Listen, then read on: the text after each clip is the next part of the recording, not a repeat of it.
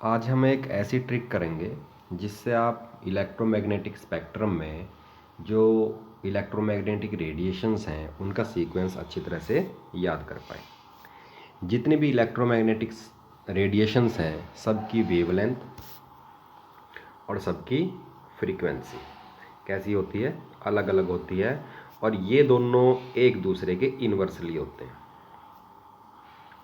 क्या होते हैं? एक दूसरे के इन्वर्सली मतलब उल्टा होते हैं।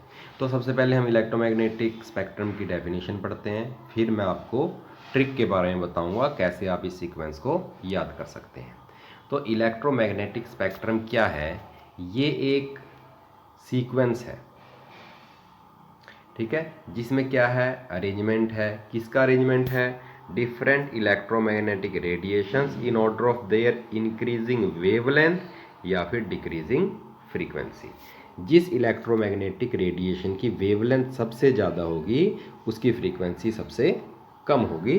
ये आपने बात ध्यान में रखनी है, ठीक है। तो सबसे पहले आती है जिसकी वेवलेंथ है सबसे कम, वह है आपकी कॉस्मिक रेस। जब हम लेफ़्ट से राइट जाएंगे तो ये जितनी भी रेडिएशन है इन सब की वेवलेंथ क्या हो रही है? बढ़ रही है, और सबसे ज़्यादा वेवलेंथ है आपकी रेडियो वेव्स की।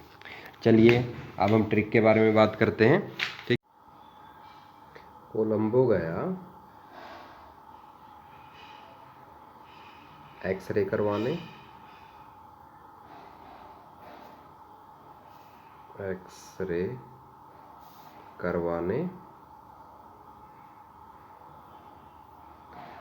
उल्टा विदेश से इंडिया आया, उल्टा विदेश से इंडिया आया माइक्रो रेडियो लेकर, माइक्रो रेडियो लेकर, ठीक है।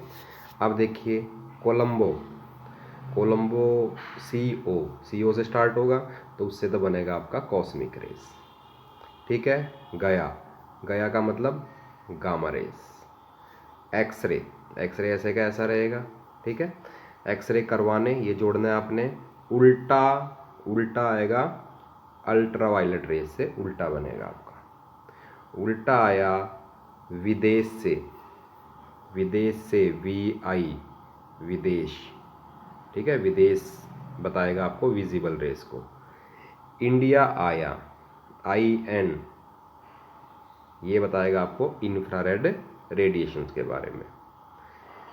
इंडिया आया माइक्रो रेडियो लेकर, माइक्रो से बनेगा माइक्रोवेव्स, ठीक है, और रेडियो से बनेगा आपका रेडियो वेव्स। तो इस ट्रिक से आप इस सीक्वेंस को आसानी से याद कर सकते हैं और एग्ज़ाम में लिख भी सकते हैं।